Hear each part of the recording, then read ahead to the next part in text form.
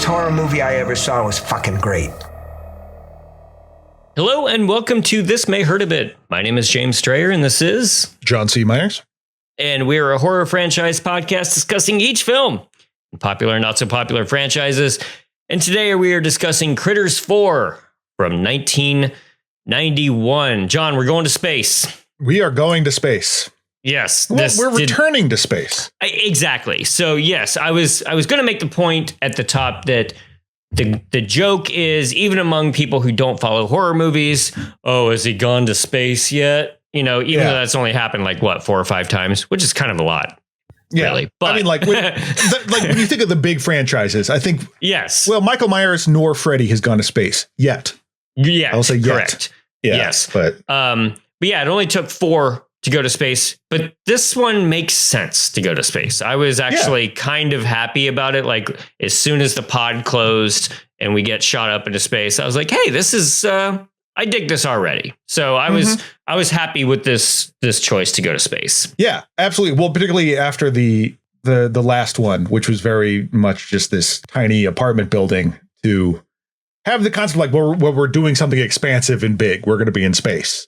Right. But then finding out that just means corridors in space. Corridors. Yeah.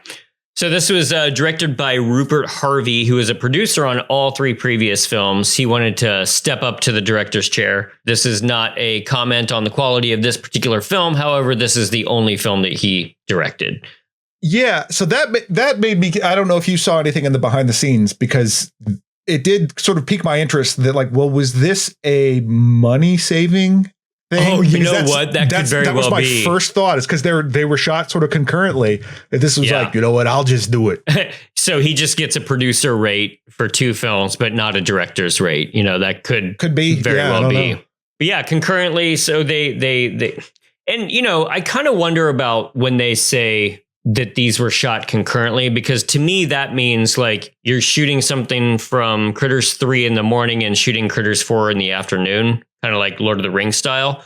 But I think this is more like, you know, everybody involved with the production kept saying concurrently. And I was like, I think you guys shot all of 3, stopped down for a week, and then built up your sets for number 4.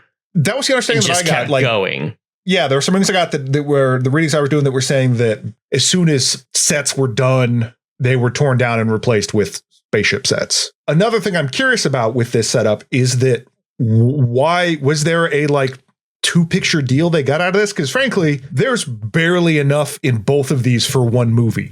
You know what I mean? Like, they could have nixed 3 and really done up 4. Yeah. So I don't know if it's something where it was just like, well, we can get more if we sell 2. We'll have 2 products out there to, you know, all the Critters fans that are dying to have more. But you could have started 4 wherever, you know, like it's just Charlie. He's still on Earth. There's still some critters around or something. Yeah. And of course, a lot of the behind the scenes stuff, the Chiodo brothers were talking about how, by the time we got to Critters 4, we had used up all of our critter resources in part 3. So there were script changes that Rupert brought on. And they weren't mean about it, but they were definitely saying like, hey, if we would have seen this while we were developing 3, as you suggested, we would have saved some money for Critters 4, etc. So that's why you get 2 critters in this movie for the majority of it. I mean, you got to have more than one. That's all that matters. So to fulfill the promise of plurals. Yes. But yeah, it seemed like it was a great case of shooting these back to back did not go as well as we hoped, but hey, look at this kick-ass space station that we've got in their mind. And, you know, the writer, David Chow, I believe his name is David J something, not David J from Bauhaus, but David J. Chow, you know, this is yet another appearance from David J. Chow. Right. He was so stoked on how the space station turned out that he was asking Mark Gordesky at New Line, just like, don't tear down the sets. Let's just do like a 10-day Roger Corman style, like space horror movie. And he's just, and what I love about that is just his commitment to that level of schlock. Just being like, we've got the sets. I can bang something out in a weekend and let's just shoot for 10 days and it'll be awesome. Like, yeah, I get that. I buy that. I will say that I do like the sets in this. I do think it looks cool. The problem is as we'll get into, I don't think they utilize it very well. Mm-hmm. Yeah. So the production designer did their job. Mm-hmm. And with, I'm sure, the $2 that they had to work with. So it is definitely one of those cases. Like, some of the lighting in this was so impressive.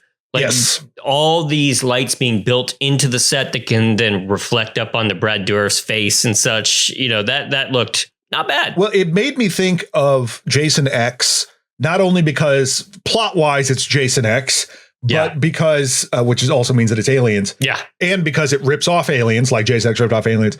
But because the filmmakers of that had said that part of the problem with doing this is that when you do a space movie, you have to build everything. Yeah. So again, like this thing where it's like, if you're trying to save, have this little budget on 3 to do a bunch with 4, you could have even done more with 4 with that little budget, because it costs a lot to build up whole new worlds rather than finding a location. And my goodness, this was a case of, I really wish that they would have kept the credits for the very end, because I would have loved to have been surprised by all the faces in this cast, because my goodness. Oh my God. This is a stacked cast for a Critters movie. It is insane. I mean, Eric DeRay. Let's start right there. Probably already full Leo Johnson mode. Yeah, probably the lowest on the call sheet at this point. But for us, he's a Twin Peaks alum and a Silent Night, Deadly Night Part 3 alum. Part 3 alum, yeah. Second Heard of It movie he's showed up in, but that made me so happy. But of course, he's coming in behind the great Angela Bassett. Angela Bassett. Angela Bassett is in Critters 4. Not that I know a ton of her stuff, but you got to know who Angela Bassett is. You know, what you've seen of her stuff, you've been impressed by. Guaranteed. Right. Angela Bassett is a fantastic actress. Mm-hmm. And then you got Brad Dourif, who's a horror stalwart for sure, but also just a great character actor as well, and not in a villain role, which is nice. Yeah. And he does well here.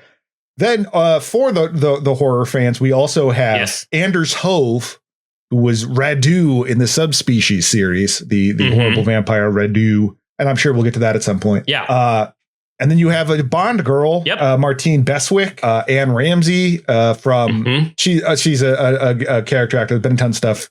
Horror fans might know her from the Taking of Deborah Logan. Yep. But she's been in all kinds of TV shows and like Mad About You, if you're 90. Like me, remember that? Right. But I was actually talking to a friend of the show, Tyler Spencer, and he brought up that we were talking because he was like, I think they might have Critters might have the most Oscar nominated cast. Oh, goodness. And we think maybe he was going through, he was picking out like, so we're like, what about The Omen? And then he'd go through The Omen. But we think maybe it's Jaws, but Critters wins out because the Jaws series has Jaws. You know what I mean? Like one of the great American movies, and Critters is Critters. So it's kind of more impressive that they have this wider talent. And granted, like these people, like Angela Bassett wasn't Angela Bassett yet. Correct. In 1992. Yeah. Like she wasn't, didn't have the star power that she eventually does. But she brings it. She's great in this. So is Brad Dourif. I mean, when you see actors of their caliber in older productions that they've been a part of, you can tell that they outshine everybody. They're so charismatic, and you know that they're going to be a star. Like there's a reason why both of these people elevated beyond, and they elevate every scene that they're in. So yeah, I mean, she's not given a lot to do, but she sells it. Mm-hmm. But yeah, so we start right where we picked up at the end of part 3 with Charlie skulking around the basement. And he gets the message from Ugg at the end of part 3. And a little bit of special effects trivia on this that I thought was pretty humorous, though. They did that hologram, the Princess Leia style R2D2 beam. They did that in camera on set, and they just like hid Ugg's face in lighting. And then some grips were blowing some cigarette smoke up into the laser and to give it a nice shape. And so they sent the dailies to New Line, and New Line got pissed and said, why are you spending money on optical effects when you haven't even locked picture yet? And they came like, they were really upset. And so then the director could be like, nah, dude. In camera, That's how perfect. good I am. Booyah. Yeah. Because normally you wait for picture lock to add effects, or at least you used to. Yeah, you used to. Yeah, no, and actually I saw this a couple places where it says somewhere in Kansas, but people are like, no, but the last one was in LA. It was? It was? I didn't know that. That's news to me. And I'm not saying it's not. I'm just saying they didn't do a good job of letting me know that. Right. Yeah. So, as you remember, Ugg is not allowed to destroy the last few eggs, and there's a little pod that's sent immediately, which plays off as like a funny gag to me. Like, we're going to send this like intergalactic ship, and bam, right there. As you pointed out before, causes destruction immediately. So Charlie puts the eggs in there, and then he somehow gets like falls into it. The door shuts Looney Tunes style, and it lifts off. Fine. You got to get him into space somehow, I suppose. Yeah. How else are you going to get Charlie into space? You got a better idea? Right. Well, give me a minute or a weekend. So he takes off into space, and I do love these like kind of crappy old effects of the pod going end over end with outlined in blue. And well, you can kind of tell like there's this scene where it's just spinning, and you can tell like they haven't quite animated the movement to match the pan of the camera. And there's like, oh, now I've caught up. Right. And, makes me happy. It's fine. Yeah. Art done by humans. Title card says somewhere in Saturn quadrant, the year 2045. So we go from 1991 to 2045. Yeah, I would like to, which is only 20 years from now. I would like to praise with one hand, but damn with another.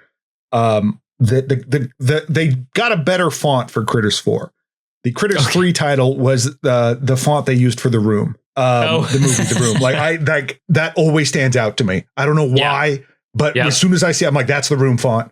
But I love and this, I think they do this in like Friday the 13th Part 2 as well. So there's the Critters comes up, and then when the 4 hits, the 4 like lands on Critters, and when it does, it explodes. Oh, but it's such like just of an explosion. It just is very kind of corny looking, but I like that they went for it anyway.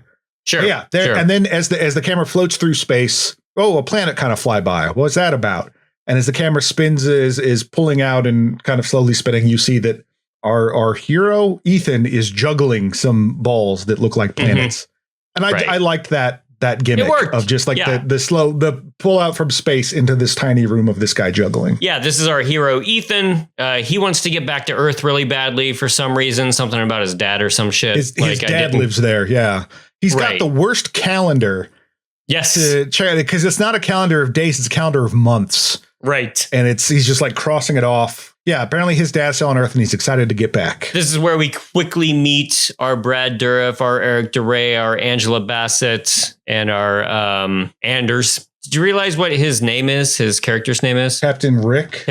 Captain Rick Buttram. Captain Rick Buttram. Yeah. Oh, good God. I think it's Buttram. But I ain't reading that like Buttram. No way. Yeah, like you knew what you were doing when you wrote that. Yeah. Captain Rick Buttram. Wait, hold on. What's another name for I was thinking Richard. Never. It should have been Richard Buttram, because then it'd be Dick Buttram. But then they had to like put a level over it, because then it'd be too obvious. Yeah. That's why it's Rick and not Dick. And not Dick. Yeah. Yeah. That's what's called class and good writing.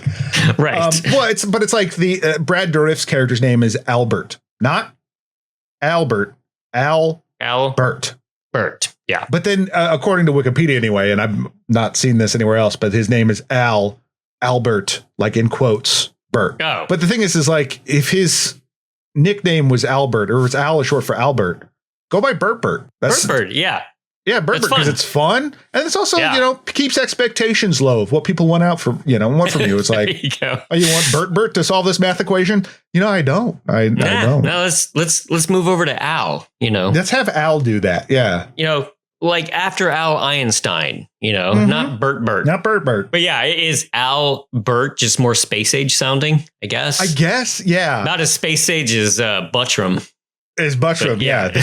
Or Ethan, I guess, or Fran. Yeah. These are very like old people names because Eric Duray is Bernie. Yep. The 90s, I guess. So, of course, they see the pod floating in space and they got to suck it inside with their tractor beam. And they see a marking on the outside of the Intergalactic Council. Turns out, just like in so many great sci-fi movies, this is a salvage ship. You know, you've got your alien group of people like looking for their salvage. So we're looking to get paid, et cetera, et cetera. The ship is space age, but the outfits are the Gap. They just didn't really try. And that's Didn't fine. care. Yeah. It's nondescript enough, but just like, I don't know, the kid's pink shirt. I'm like, they have an Oceans Pacific in space. Yeah. Well, yeah. But they also, speaking of Ethan, though, everybody hates Ethan on this ship. Yeah, poor kid. Every time he's kind of a jerk because he kind of ignores the captain's call at first, and he has some weird like parental relationship with Albert that's never really fully explained, but it's more just like Albert's his mentor. Like every time he shows up, people are like, is that Ethan? God, you know, no one's happy about Ethan being anywhere, and it doesn't really endear him to the audience at all. Right. You know what I mean? Because it's not like he's like they dislike him, but he's actually useful. He's not. They just rightfully dislike him. He kind of sucks. That's got to be hard on a ship of 5. Yeah. A full 20% of the crew sucks at that point. Like like 4 on 1. I mean, thankfully Rick is way worse, but I mean, still. Yeah, there you go. Yeah. Mr. Buttram is way worse. They're contacted by the head of the council, who offers them 3 times their usual rate for the salvage ship. And Rick is just trying to play hardball. Take it. Don't fool with these guys, okay? This isn't one of your schemes, all right? We're involved in this, too. I'm not real fond of the idea of messing TerraCore over either, Captain. The offer's fair, Rick. The offer's shit. It got to be worth at least 10 times that much if we unloaded at Orion Colony. That was played by Ugg, correct? Yeah. It's not revealed that Ugg is the head of the council. Yeah. Because none of these characters would recognize the head of the council as Ugg. But I guess yes, he's Counselor Tetra. So he's changed his name, and I guess unless it's Ugg Tetra. So we the audience are supposed to pick up on that, I suppose. Yeah. They're also told not to interfere with the pod in any way at all, which of course that's not going to happen especially in a Critters movie. They end up heading towards a space station that I guess is where Tetra is supposed to be. I got a little bit lost right here as far as our geography. It's basically a space station they have. Let's meet there. Come over to the TerraCore space station, and I'll meet you there. And what I love about the space station is that you see the space station on like sort of a schematic grids on floating on screens, or whatever. And it's basically just like the bottom looks like a satellite. There's those sort of wings that a satellite have, and then an office building on top of it. Yeah, like it's just this big square, this big rectangle and I love it. I love it. It's just like, no, we built an office building, an office park on top of a satellite in space. Because what else would you do? Yeah. And I thought that was going to mean that when they went to the space station, that it was just going to be office building in space. Oh, that would kind of unfortunately wasn't. Yeah. Where it's like, no, it's a cubicle, but it's on Mars. It's fine. It's different. Right. Brad Dourif concludes that the station was abandoned. And, I've always said that in science fiction movies, a plot that will hook me personally automatically is a crew showing up on a space station or a ship, finding it empty. Oh my God, what happened? Yep. Sign me up, buckle me in for anything. That can mean ghosts, aliens, hellmouths, like Event Horizon, like anything. Crazy AIs, whatever. Yeah. Somehow not as thrilling here, but I was a little bit excited when I realized that this was kind of the approach. A lot of chains in the background, just like Alien too. Yeah. So yeah. And I love all the interfaces in this movie, by the way, like the old sci-fi, 80s, 90s computer interfaces. Love seeing those. But as they're headed to the space station, the crew's all excited because they're going to make some money. I almost called him Leo. Eric Duray, Bernie, is like getting ready. He's like in the bathroom getting ready to meet some goyles or something just because he's been cooped up for so long. But there's just a part, he's just looking in the mirror. And all of a sudden he just leans over and goes, "Are we there yet?" What? That just seemed like a weird outtake, but they kept it in. But Then when they Shelley get to was in the room over, just over there, waiting to bring him a beer. yeah. But when they arrive on the station, he says, Welcome, RSS Tesla, to Terracor Station 44. You may call me Angela. Please complete decontamination procedures before disembarking. I don't know about you, but she's the first one I want to meet. the voice changes.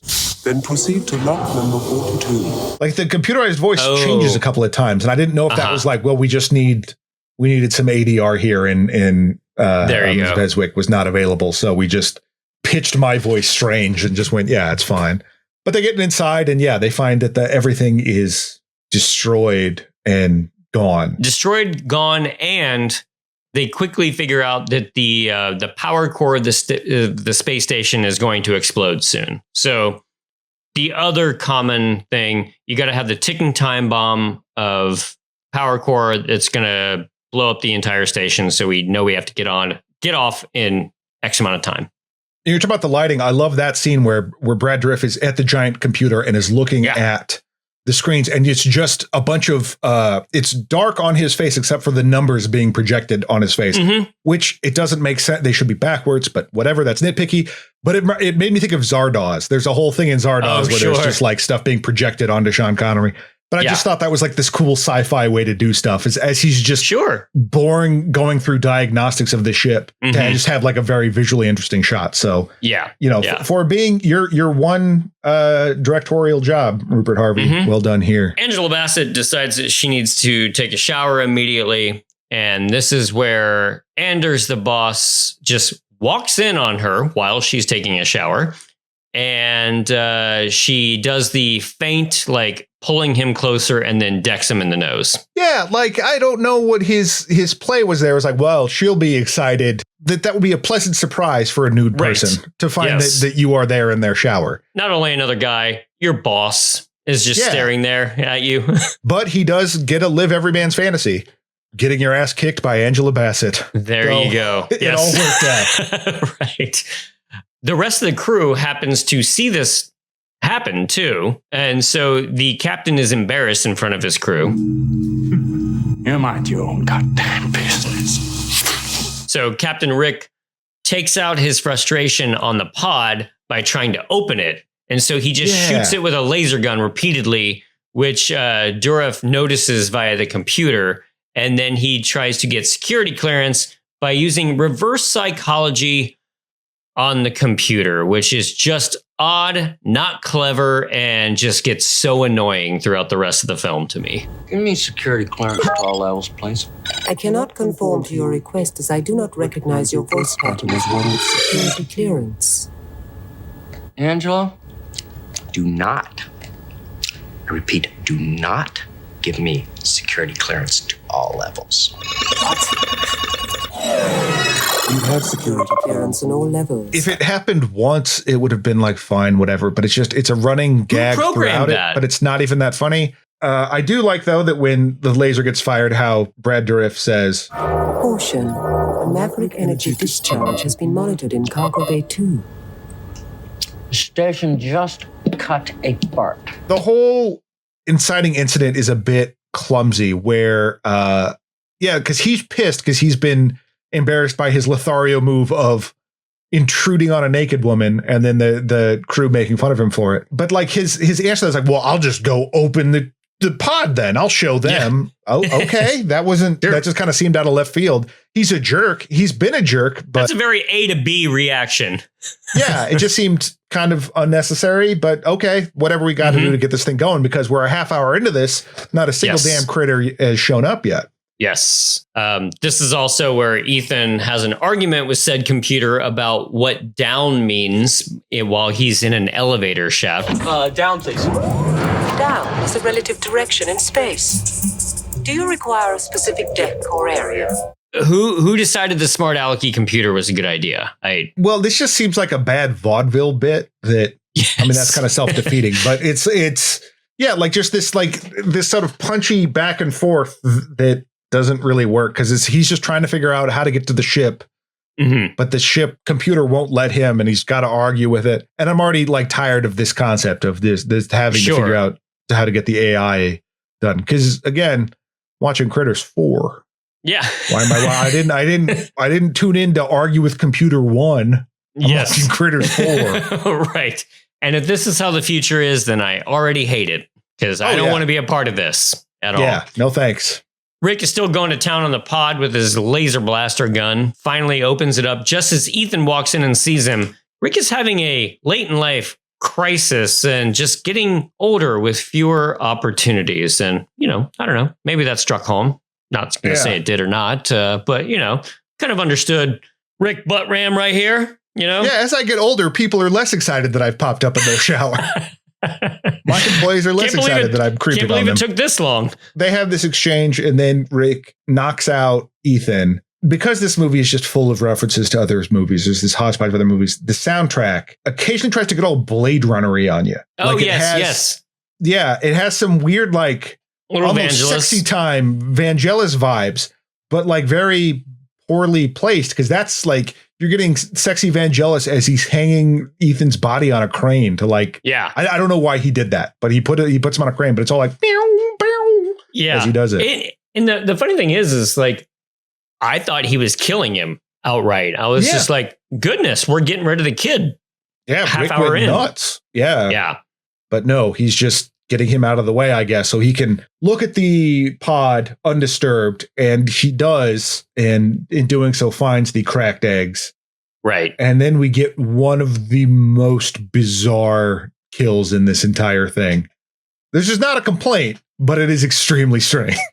I was a little confused as to what was happening until the shot that I suppose is coming from, like, as if the camera is mounted inside of his throat.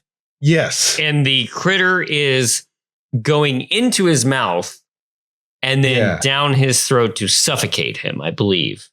Well, yeah, it jumped into his mouth for whatever reason. These things that are known for eating whatever is like, oh, you know what's good is the tongue. I was just born, but I already have a elevated palate and I only want the finest thing. So I'm going to go after this guy's tongue. And it hops into his mouth. And so when he comes out, he's got this great prosthetic, this crazy, like, puffed out cheeks as this thing hanging out of his mouth with the legs wiggling. Very funny. And it occurred to me at this moment that I was like, oh yeah, Critters movies generally try to be funny. This thing has not so far. Right. It's a lot more, I don't want to say somber because it's not, but it's a lot less funny. Well, they were in the behind the scenes interviews, everybody that they were interviewing was just like, oh yeah, we really went for a darker tone on this one. I'm like, you guys are talking about Critters 4 here, but I mean, I would agree overall. Yeah, it's a darker tone, but it's also like gray is darker than what you were doing. You know what I mean? Like it's doesn't necessarily mean it's a dark movie. It's just a less exciting movie. Sure. Plus, I want a little jokes. Just ridiculous what's happening to this guy's mouth. Yes, and of course it kills him in the process. Not a whole lot of eating going on in this movie. Yeah. Which kind of makes you wonder, like, so what do the critters really need to eat? To enjoy eating? Or is it just, is this just a coping mechanism with that? Because it's ingrained in them. The only ones that like have had a life, we'll say, are the ones from the first one. Sure. They've gone to jail. They did the other ones are just born and just, no language, no that Blackie's in trouble or, all this stuff and just know how to eat. But it's never really explained like, well, they have to because they're growing or like they have this crazy metabolism. Not that I need like a biological, all their medical reports of why, but it is, it does make you like, oh yeah, these things aren't really eating, which was sort of the problem in the previous ones. They're just there. Yeah, especially in part 2, where the whole thing was like, if we just give them hamburger meat, they won't kill the townsfolk. Also in this one, they don't shoot out any spines. I definitely noticed that. Yeah. But you know why? Why? No dads. There's not a single dad in this movie. There you so go. There's no reason for them to incapacitate anyone. Incapacitate, right. That makes sense. Dads only. Charlie pops out of the pod and pulls Ethan down from the chains. They chat a little bit, and Ethan just wants to go back to Earth to see his father. Are you from Earth? Of course I'm from Earth. Where are you from? Well, I'm sorry, I've never... My father's there, I think. Hold it. You've never been to Earth? The crew discovers Rick is dead. Brad Dourif looks pretty scared here, and just another example about him he can just like elevate anything, really. Like, I just realized, like, it's another moment of just, I know that if you're an actor in a horror movie, you have to sell looking scared. Some do it better than others. And Brad, it was just one of those, I'm watching Brad Dourif here. Yeah. Charlie and Ethan are skulking around looking for the critters. I guess by this time, like, Charlie has just basically said, like, we got to go on the hunt for those guys that got away. Ethan doesn't have anything else better to do, obviously. So he starts following him around. For like the third time, we're walking past a door that says pharmacy.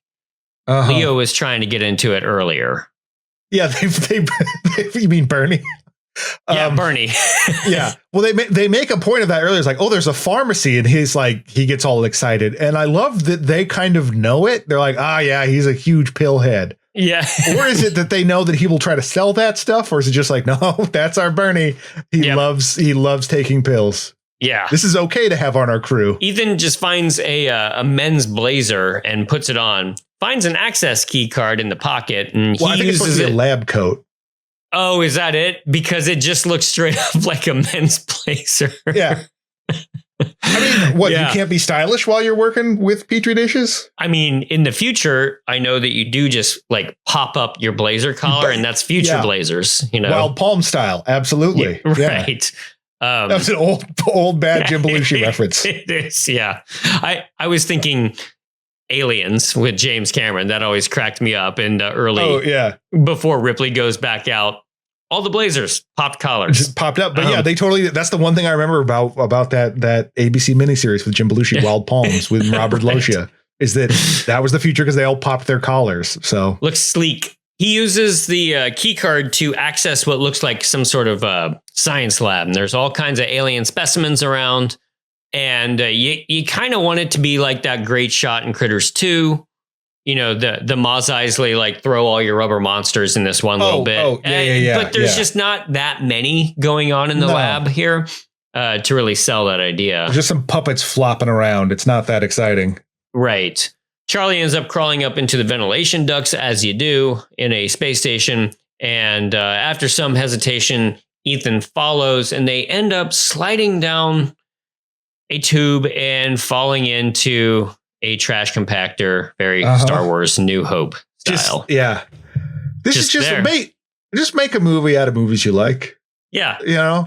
That's not unheard of. Like, a lot of great directors steal from other directors, but Quentin Tarantino, that's his whole thing. But you got to make it your own thing. You can't just somehow do Star Wars. Right. And that's absolutely what happens here. So they get out of it by trying to get the computer to stop. Angela, don't complete the Jackson cycle. I am not sequenced to respond to the requests or demands of waste material. We're not waste material. If you were not waste material, you would not be inside a refuse tube. Does trash normally talk to you? Yeah. It's just a dumb joke, but it's just, again, just like this negotiating with the running gag of negotiating with the AI is right. Really tiresome. And I don't know if it's just that I use a computer every day and I have to argue with it every day. Right. And it sucks, and it's not sentient. But I will say that I do like, and this is something I would like to see more of, is bring back industrial fans in movies. Oh, absolutely. It's just nice to see, light shooting through an industrial fan as it spins. Yeah. Good stuff. And did you notice, this is where I first noticed it actually, was Charlie's wardrobe choice. His shirt is very clearly red and blue striped after another New Line Cinemas villain at the time, Freddy Krueger shirt. Yeah. And that is on purpose. Well, it's like the nice version of Freddy. It's like his negative. Right. So his positive. Yeah. Or I guess in that case, it would be his positive. Charlie is in my dreams looking fly. Yes. Leo gets him out of the air ducts, and the rest of the crew finally meets Charlie for the first time. And that's when he finds out that he's been in space for almost 50 years. And for whatever reason, time has not passed for him. I guess he was frozen in there. They Ripley'd my man. They straight up Ripley'd him. Yeah. And it's funny because this thing rips off, as we said, rips off Aliens, but I'm not sure if it rips off Alien 3 because they came out at the same time, but there's a specific thing at the end that is very, like, the same thing happens in Alien 3. Oh. But but we'll talk about it when it happens. Albert watches a video of the scientists doing some experiments in that lab. And this is, what's the name of the actress again? Anne Ramsey, and not the one that played Mama Fratelli, like the Anne Ramsey that's there you go. Actress. Yes. Looks like she's experimenting on another creature. Sounds like they're doing the whole bioweapon thing. Like if we can replicate these creatures, send them down to a planet, they'll just eat and just terrorize everybody. Therefore, as all the other artificials tend to deconstruct after a few days, I recommend the continuation of funding in order to locate a naturally existing self-replicating predator species until and unless the cephaloids prove more viable. But what I also love is that, so to try to make it look like that she's on a TV screen, they just put up like mesh in front of her. It's just this unmoving. So it kind of looks like she's just behind a screen door, like they have a patio science lab. Yeah. It's very, very silly. So Bernie is off to try the key card on the pharmacy. He's all excited. He's zeroing in. Another weird soundtrack choice here. This pill heist is set to the soundtrack from Pumpkinhead. Like it's on this like twangy guitar. It's why? He's Robin. So we've got to have that kind of like a twangy Western sound. Oh, I see. Yeah. So, but I do love this. This is such a movie logic thing where like all pills can get you like fun high. Like any kind of medication. Like you got some of that good heart meds. It'll get you mind blown. You know, like you're like you want to ride the snake and have your skin cleared up. Right. So Albert calls at him and warns him that some critters are on the way after him. And of course, he pays no heed. He's just too excited to get all these pills finally. Of course, the critters attack, and they have grown up quite a bit in the short amount of time since they killed Rick earlier. Now they're kind of full-fledged critters. Well, it should be mentioned that in that dealing with Rick, that Rick shot them with a laser, and much like part 2, just balded one up. Right. So we can differentiate them. At this point, when Charlie sees the body, he's kind of freaked out because he says that critters never really leave behind a meal. So as stated before, they just attacked and left. They didn't bother to eat the body, much like they did, in that one great reveal shot in part 3, where it just shows all the critters like chowing down on that body. I did love this shot. The next shot being the critters have gained access to the cockpit and they plot a course for Earth. And I think they even sing part of Flight of the Valkyries here. But why? I don't know. Why are they going to Earth? Like they're not from Earth. What do they? They don't know anything. They don't know anything about Earth either. They don't know that their other critter friends failed to take it over. Or is their memory kind of like a planarian, where if like you cut a planarian in half and you teach a planarian to run a maze and you cut it in half and that new planarian can also run the maze. Whereas like, do they have this memory that they're like, oh yeah, no, Earth, that's where we're from. Right. Like they don't know no better. It was a very strange choice because there's no subtitling for them. Right. In this scene, there's a couple other ones, but this one, there's just like, we're going to head back to Earth. Yeah. Because why? Not even Critter Homeworld or, maybe it got out there that like there's good cheeseburgers. Maybe there's a buffet planet. Like, why don't, that might be Earth. Actually, now that you mention it, like that might be our contribution to the universe is that we invented buffets. Oh, you can eat buffet. Yeah. They're like, take me to Vegas. Crew finds a bunch of eggs that Fran promptly starts smashing. They end up just running through some corridors here for a long time while the critters make their own plan. One rolls off to get the kids while the other one preps the ship. That was pretty cute. I like that because one is bald and one isn't. It seems like a husband and wife thing. It's like, you pack the car, I'll get the kids. Yeah. Since we're spending the rest of this movie in corridors and we're out of here, I would like to credit their cool little lounge they hang out in a few times. It's covered in like putt-putt AstroTurf. Oh yes, totally. Amazing. Great. Just love it. And some like classy like palm tree wallpaper at points too. Yeah. Oh man. Albert gives a vintage Colt 45 to Charlie. This is the one gun that they have, which with 6 bullets. Angela Bassett is trying to fix something when a critter pops out. Charlie ends up firing 5 of the 6 bullets. And one finally hits a critter, and Albert is really pissed about this, which frustrated me because it's just like, why did you give him a gun in the first place? Yeah, and now Albert's you really gave Charlie pissed. a gun. That's on you. Yeah, and just the classic, you don't fire a gun on a spaceship; it'll go, it'll breach the hull. Right. But one scene ago, you gave the man a gun. Did you expect him to do? Your choice. Not use it? Yeah. Yeah, so the stray bullets end up damaging the ship. There's no other ship to escape to. And Albert explains that they should just stay put and wait for a rescue. So Ethan takes the gun so he can go find the one last critter. Again, there's 2 critters on this ship. Albert tries to get him to stay. And this is where, Ethan yells, "You're not my father," which is quite an emotional escalation between these two here. It takes, Brad Dourif sells it all right, but it does it really puts forth a relationship that is barely there. Doesn't mean much to the viewer. Ethan makes his way back to the lab with the gun drawn, sees a baby critter being born. I think that was a baby critter. And another critter is working the machines, which is kind of fun.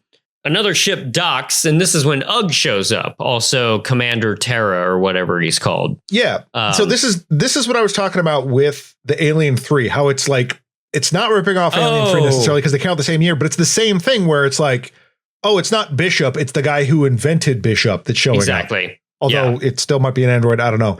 But that it is like, because Charlie's confused because he's like, Ugg. And Ugg at first is like, I don't know what you're talking about, but then kind of reveals, no, it's me, it's Ugg. Mm-hmm. And it's kind of a bummer because it's not like Ugg was a very loquacious or really personable guy. But the fact that they're like, and 50 years has passed, but the fact that he's like, no, I'm a villain now. Don't worry about it is kind of a turn and kind of a bummer because like I liked their friendship and it's not really like much is done with that turn. I guess, maybe there's a comic book series or a Netflix 9-part original series about what happened in that previous time. Break Ugg bad. Whoa. Hey.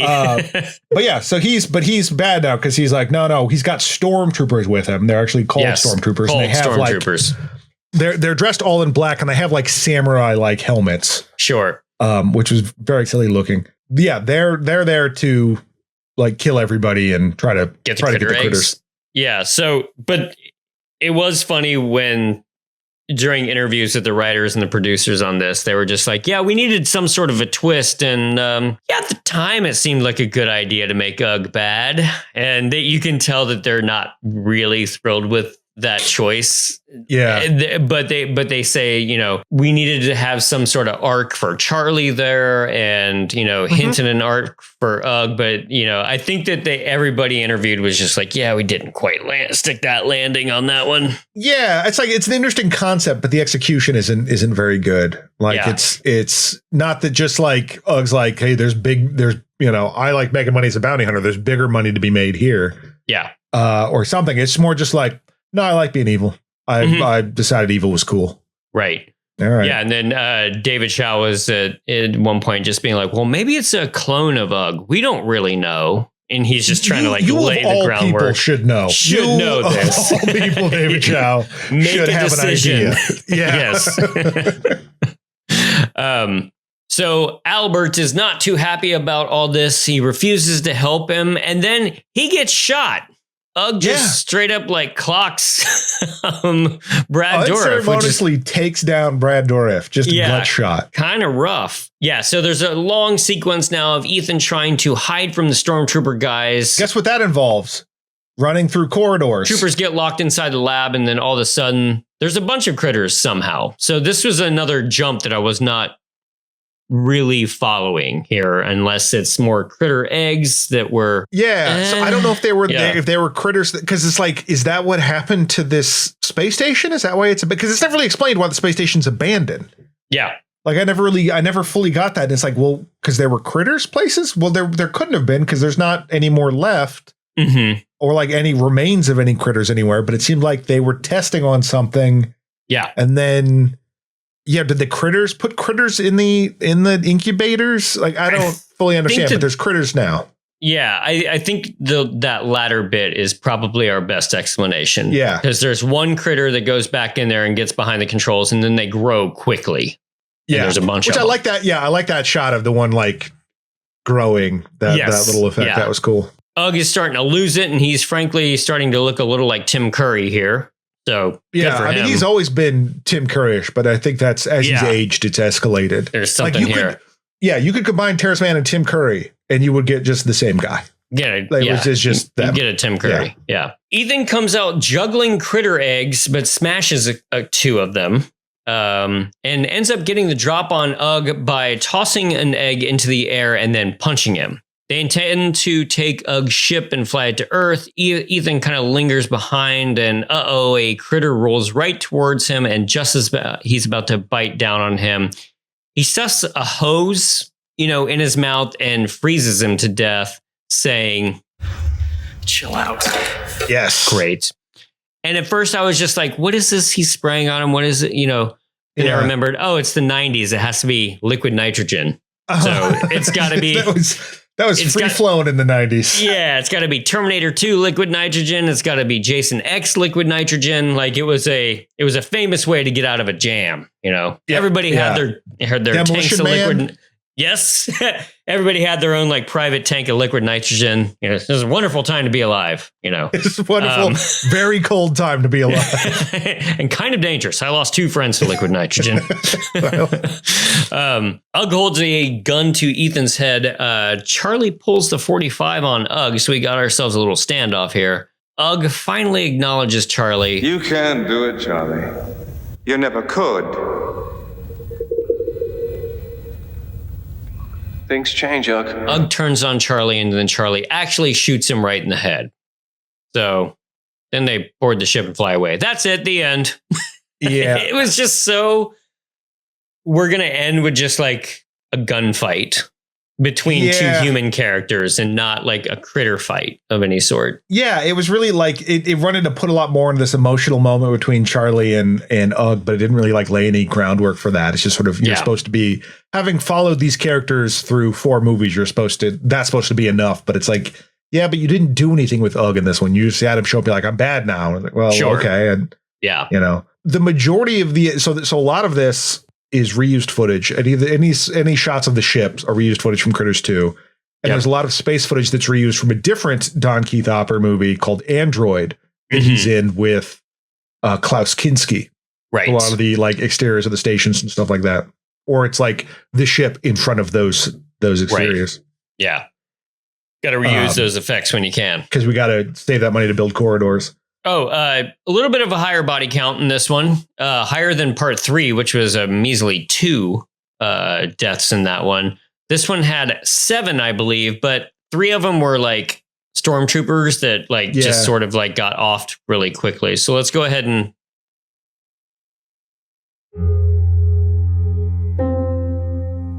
Captain Rick Buttram, played by Anders Hove. Suffocated by baby critters. Bernie, played by Eric Daré, eaten by 2 critters. Albert, played by Brad Dourif, shot by Ugg. 3 unnamed stormtroopers, eaten by critters. Ugg, played by Terrence Mann, shot by Charlie.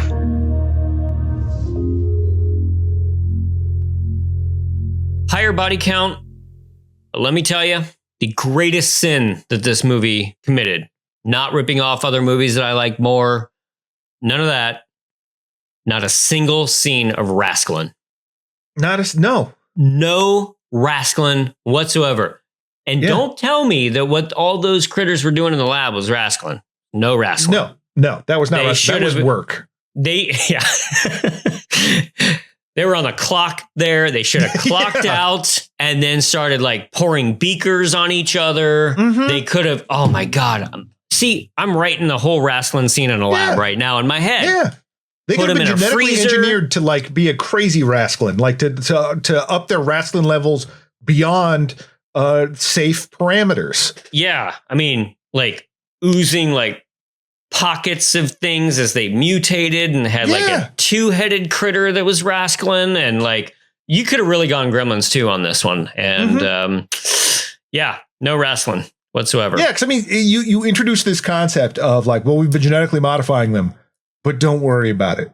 None of that was successful. It's like, oh, so okay, that could have been cool, or like all these like offshoot critters where it's just like this one's just a mouth with legs. You know what I mean? Like something crazy that could have been fun, but no, is we got to spend more time in corridors. Yeah, you dangle that carrot in front of me. Genetically modified critters where it actually makes sense. Just actually makes sense to improve rascal. Yeah, whereas the rest of this has just been confusing. Yeah. Science-based wrestling. Really, like for going to space, this is really dull. They really don't do a whole lot. And they want to, on one hand, it's like, well, that's cool that you try to do it so this more sort of character driven with these people rather than just being like, you know, just wackiness. But like there's no wackiness. Like you moved away from any and all wackiness. Like whether or not the wackiness works, it was still just like a completely different tone shift. The rest of the series. And, you know, I understand that they wanted to keep these PG-13, which we've never really touched on, I don't think, in our discussions of these movies, but they're all pretty tame. Like maybe the first one was R, I can't remember, but like these are like horror comedies essentially. And that's all well and good. But if you're going to shy away from the comedy, you got to up the horror and the gore some to at least give us something. And they shied away from the comedy and that's it. Rick, Buttram getting his like the critter jammed in his mouth. That was kind of silly or whatever, but it was kind of confusing because it didn't fit with the rest of the tone of everything else. Yeah. So all of a sudden it's very cartoonish and whatever. Granted, his acting was very cartoonish. Sure. But not really in the same way that, you know, you would expect from that the cartoonishness of a Critters movie. It just felt more like unfortunate acting. But yeah, so it didn't have that kind of Looney Tunes element to it. And like I'm not really interested in a serious Critters movie. I guess not at all. Like we have that. It's called Aliens. Like we don't need that. Sure.